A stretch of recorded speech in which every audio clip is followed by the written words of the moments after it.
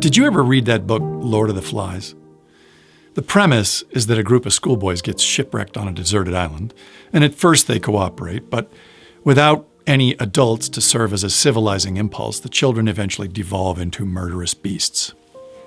It was a very dark portrayal of how people are instinctively evil, and they are only restrained from killing one another by the rules of society.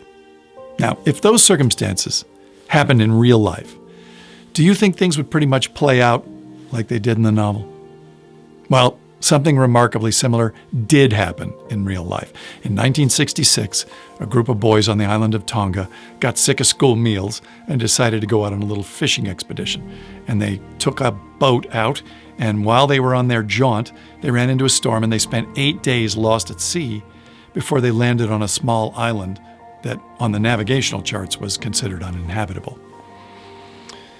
Nevertheless, they set up a makeshift vegetable garden and they used hollowed-out tree trunks for rainwater, and they built chicken pens and a badminton court and a permanent signal fire and even improvised musical instruments.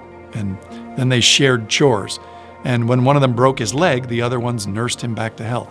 And instead of devolving into violent brutes, they kept each other's spirits up for 15 months while they waited to be spotted by a passing ship, which they were. And the boys are in their 70s now, and some of them are still friends. And it turns out that Lord of the Flies is a work of fiction, not a scientific verdict. And there, in fact, is abundant evidence that human beings are hardwired to help one another. And I shared this with my friend, and he said, "Nope, not buying it. Most people are just awful." And then he was driving with his family up near Lone Pine, being followed by this biker gang. And his little girl was crying in the back, so he decided to pull over for some gas and let them go terrorize some other family. But the bikers, well, they pulled off too.